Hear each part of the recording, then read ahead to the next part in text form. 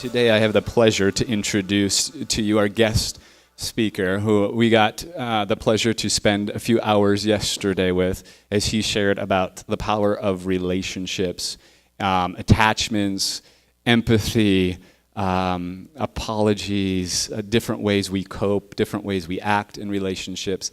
And it just stood out to me the importance of relationships in everything. We all have relationships. We all have family.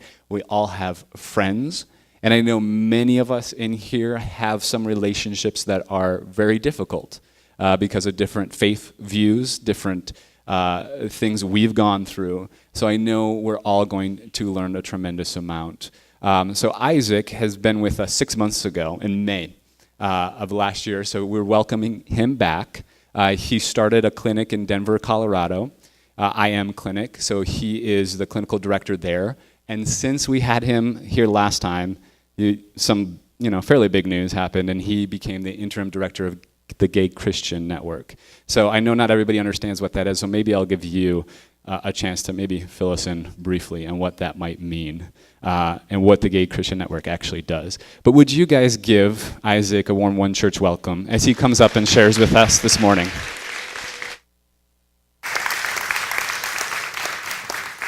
Thank you. Good morning. Oh, I just love being with you guys. It feels so good to be back. Since I was here last, I took over the interim executive director position of the Gay Christian Network. It is one of the world's largest progressive Christian nonprofits that serves the LGBT Christian community and our allies. We have a very big conference coming in Denver this year. We're expecting about 1,000 people. I can see the Denver Convention Center from my bedroom window, and so I look at it every day and can't wait for everyone to come. We're expecting about 1,000 people, and we have a whole weekend planned. I'm just so excited. Shall we get started? All right. Thank you for having me. This is great. Last time I was here, I was supposed to watch someone who had the time in the background, and I went 15 minutes over, so I promise I won't do that today. I have my timer here. So yesterday we spent a lot of time talking about relationships. What are the mechanisms of relationships? How do we attach to one another? And when those attachments fracture inside of a unit, a couple, how do we repair those? And one of the things, I'm gonna kind of take a little bit of a spin on it for us today, but one of the things that I realized going through my own personal journey was that if I was going to be healthy in relationships, I needed to be healthy within my own body first. I told the group yesterday, if I have a bad relationship with my desire, if I have a bad relationship with the cravings of my heart, I'm also going to have a bad relationship with my behavior. And so if I want to show up in my behavior, if I want to be a good partner, I have to have a beautiful and clean relationship with the desires of my heart. Does that make sense? In other words, if there's a part of my desire, my cravings, or my longing to be connected, or my longing to feel powerful, or to be intelligent, if I don't like those parts of who I am, my behavior is going to reflect that, because I'm going to show up in relationships not knowing what role I'm supposed to play. So to kind of get us there, I want to read a passage from Luke. It's Zacchaeus and the tax collector. I'm reading from the NASB this morning, starting at chapter 19. Jesus entered Jericho and was passing through. A man was there by the name of Zacchaeus. He was a chief tax collector and was wealthy. He wanted to see who Jesus was, but because he was short, he could not see over the crowd. So he ran ahead and climbed a sycamore fig tree to see him, since Jesus was coming that way. So we have a couple things already happening. When Jesus, who was a rabbi, entered a town, it was customary for all the other rabbis in that city. So the rabbis from Jericho should have greeted Jesus on the road, and all of them together would have left to go into the head priest's home of Jericho. So here's Jesus, and he's walking into Jericho. He's being greeted by all the head priests, and they're supposed to go and have lunch together. But here's the sycamore fig tree, and the short little dude climbs up because he can't see Jesus. When Jesus reaches the spot, he looked up and said to him, "Zacchaeus, come down immediately. I must stay at your house today." So he came down and at once and welcomed him gladly. All the people saw this and began to mutter, "He has gone to be the guest of a sinner?" So here we have the high priest, the short little man. He's climbing this tree. Jesus ignores the high priest, walks over to the fig tree, looks up at the sinner and says, "I'm going to your house. Not theirs, but yours." And the crowd is like, what is Jesus doing? In those days, a tax collector probably robbed from the people of Jericho. So Zacchaeus probably didn't have a good reputation in Jericho. He probably cheated people out of money. He probably swindled people. So the crowd did not like Zacchaeus. I was doing research one day, and I don't know how accurate it is, but I'm going to throw it out there. When I was in seminary, I was reading a history book. It's not my favorite thing. But the historian said that it was likely that Zacchaeus was probably, shoulder checked, pushed, spit on, kicked if he was walking through the crowd, because these people didn't like him. So the tree not only served most likely to give Zacchaeus a vantage point, so he's climbing up this tree not only to see Jesus, but he probably maybe climbed the tree to get out of the crowd so that he wouldn't be kicked or pushed or spit on. So here we keep reading. But Zacchaeus stood up and said to the Lord, "Look, Lord, here and now I give half of my possessions to the poor. And if I have cheated anybody out of anything, I will pay back 4 times the amount." And Jesus said to him, "Today salvation has come to this house, because this man too is a son of Abraham. For the Son of Man came to seek and save the lost." I want to make a big deal out of this tree, because sometimes we don't know who we are in relationships. And each of us, in our own unique way, we've climbed into a relational tree that we think is safe. We're hiding up. We're climbing up this trunk of a tree we don't belong in because we think it's the only place where we can see Jesus. If I get up high enough, I can finally see Jesus. And we've crafted these trees in our own lives. The first tree that I remember creating was being intelligent. When I was in middle school, some of you who were here last time, I was picked on and teased every day of my life.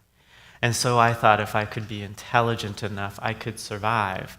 That was my first tree. I climbed up there and said, now I'm safe. I'm living in the tree of intelligence.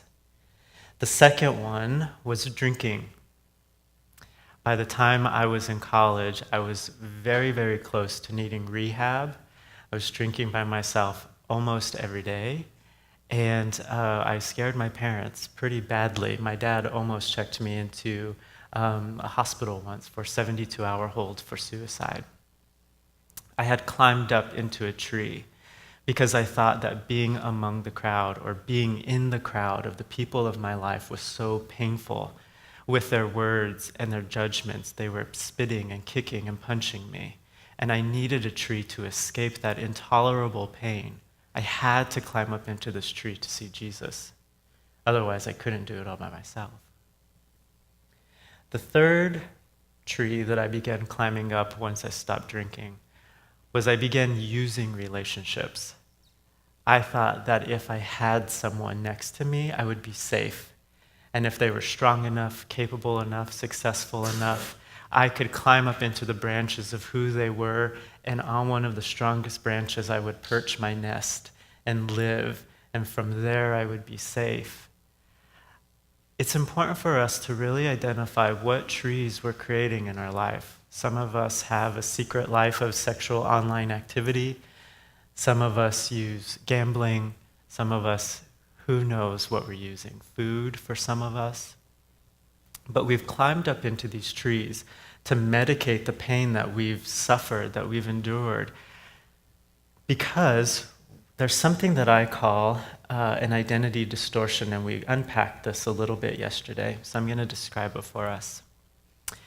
It's almost like we have this, I'm going to use the metaphor from yesterday, so it's almost like we have this cart full of buckets, okay?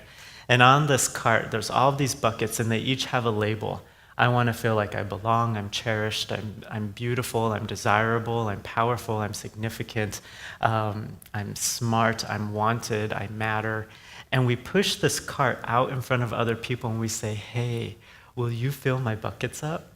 And then we watch them and they pour it and we bring it back and this feels like home. That whole process is something we call feedback. I'm going to express my emotional needs. I'm going to push them out. I'm going to express who I am in front of people. And when they fill up my buckets, the message that I'm getting is, I matter, I belong, I'm worth it, I'm loved. But sometimes when we push those buckets out, people push them back. They splash us with our own mess. They abandon us. They ignore the buckets. And we pull that cart back with tears streaming down our face and we walk away saying, I don't matter. That's feedback as well. Whatever type of feedback I'm getting from that crowd that surrounds me in my life, I'm going to interpret that feedback. And from that interpretation, I'm going to make a judgment not only about who I am, but I'm also going to make a judgment about what role I play in relationships. Over and over, after pushing this cart out and getting it back and pushing it out and getting it back, I'm going to determine what role I play. Either I belong and I matter, I deserve to compromise and lose my personality, I deserve to take punishment and shame. We walk away saying, this is what I deserve because this is who I am. The level of which my buckets are filled or empty tells me who I am in relationships. And whatever level, whatever our buckets look like when we get them back, that's going to be our identity. I am this person. But the problem with this whole setup is that we're determining who we are based on the way other people treat us. And that's where we get this incredible identity distortion. And once we have that distortion in the way that we understand ourselves, now we're going to start behaving out of that identity. And this is where Zacchaeus was. I don't know what kind of parents Zacchaeus had. The psychotherapist in me wishes I knew. I'd love to see what his parents did or didn't do and what kind of buckets were filled and which ones were left empty. I can guess a little bit, though, that someone who was willing to swindle people and cheat people out of money probably didn't have the most comfortable childhood. He was willing to be hurtful. That tells me that Zacchaeus, his buckets were empty in some way. And the desperation that he had to see this man, Jesus, coming down the road and to climb up this tree tells me that he could feel this identity distortion even in his own soul. I love what Jesus does, though. Such a bold man in front of, I don't know, hundreds, thousands, I don't know how many people were in Jericho. In front of the head priests, all these political figures, this guy with this reputation, he's probably, 32, 33 years old. He walks into this town and he says, Zacchaeus, take me into your home. That's a man that I fall in love with. Someone who's willing to say, your buckets are half full. Some of them are empty. But because I love you, I could be in relationship with any of these head priests, these big political figures, but I choose you. And that's what Jesus is here to do for all of us. I remember there's a couple moments in my life. I was 12 years old, and I come from a Pentecostal background where there's altar calls and speaking in tongues and slaying in the Spirit. And I was I was standing at the altar, and I remember with my hands lifted up and tears coming down my face, I said, Jesus, I don't care what I have to live through. I just want to give you my life. And that was one of the first times where I remember being in this tree as a 12-year-old who knew that I was attracted to the same gender. And I promised with every fiber in my being that God could use my life. And that was one of the first times I remember Jesus said, hey, come out of that tree and walk in relationship with me. There was another time when I was about 22 years old, and it was a very bad night of drinking, and I woke up and I didn't know where I was, and I had to call one of my cousins collect from something we used to have called payphones. We don't really have those things anymore. But I called my cousin, and she came and picked me up, and I was 45 minutes away from home. My cousin drove and picked me up and drove me all the way back up to Boulder. And I just remember I got home and I just cried and cried and cried and cried and cried. Because I had watched my life become something I had never thought. I watched behavior billow out of my body like smoke when a house is on fire. And I was sitting in that bed thinking, God, how did I end up here? I devoted my life to you. My parents are pastors, and I had this trajectory. I was supposed to become somebody. How did I end up here? And that's when Jesus said, Isaac, come out of that fig tree and walk in relationship with me. Excuse me. And then there was a third time. I dated someone for about 5.5 years, and it was about 5 years too long. That was a rough one. But I remember thinking, I am so insignificant. I hardly matter. If I leave this person, no one else is going to want me. And in utter desperation, I panicked. How am I going to leave this person? How am I going to get my life right? How can I live in a body, in a context that I like actually being in? And that was the third time Jesus said, Isaac, come out of that fig tree and walk in relationship with me. You see, Jesus wants us to leave that tree, and he wants us to go back home. He says, take me into your house. He doesn't say, come down here so I can fix your behavior. Come down here so I can lecture you on how you need to stop swindling people, how you need to end your addiction, how you need to ship up or shape out. That's not what God says. Jesus is always calling us back into our own authenticity. If we have a bad relationship with the desires of our heart, we're going to have a bad relationship with the behavior. And if we have a bad relationship with our own behavior, we're not going to show up in relationships. We're going to be stuck in a tree.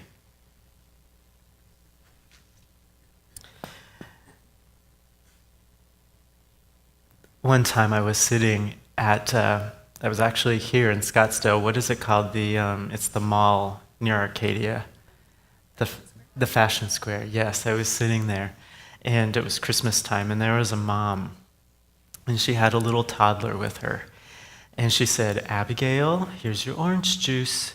Don't spill it. And Abigail took that bottle of orange juice and opened it, and in like half a second, orange juice was everywhere. And it was Christmas season, and there was people everywhere. You know, you can like hardly find a table. And the mom spun around and snapped, and everybody could hear her. She said, Abigail, I told you not to spill your juice. And Abigail got these, her little cheeks were red, and her tears began to come down, and she just kind of fell. And of course, my mom and me, we jumped up and we helped, get some napkins and whatever. I think sometimes, though, that's exactly who we think Jesus is. Isaac, don't you drink. I told you not to drink again. We think that lightning bolts and thunder are going to come out of the sky. We think that God is this punitive being. And we walk around trying to perform and behave in a certain way that's going to keep God happy. Yesterday we talked about something, and we went through this last time I was here, but I think it's really important. It's this thing called the illusion of control. I have this illusion that I can control how everybody feels. I can control if you're happy, or I can control if you're upset and sad. But that, we call it an illusion of control because we can't control how God feels. God is bigger than our behavior.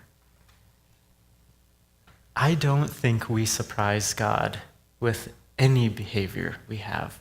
God said, I created you perfectly imperfect. I knew what was coming down the pipeline. When I created your little brain and your body and your human sexuality and your autonomy and your choice, I knew what was coming. You don't have to perform for me. You don't surprise me. And if we internalize this version of God, when we spill our orange juice, I think God says, hey, it's okay. I got a huge towel back here. And don't worry about the orange juice. I created the orchard. Plenty more where that came from. Plenty more where that came from. I'm going to go get you a new bottle of orange juice, and this time I'm going to help you practice. Because you're 4 years old and you're supposed to spill the orange juice so that you know how to hold it. You're supposed to spill it. But that's why I'm here. Zacchaeus, take me into your house.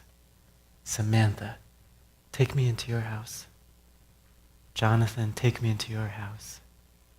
Take me into your house, because it's being in relationship with me. And if we can take that identity distortion out of how you see yourself, now you're going to sit in relationships and you're going to be welcome full-heartedly. I like this verse in Genesis 2:25. Don't quote me on that, but I think I'm close. But it says, they were naked and unashamed. I love that verse.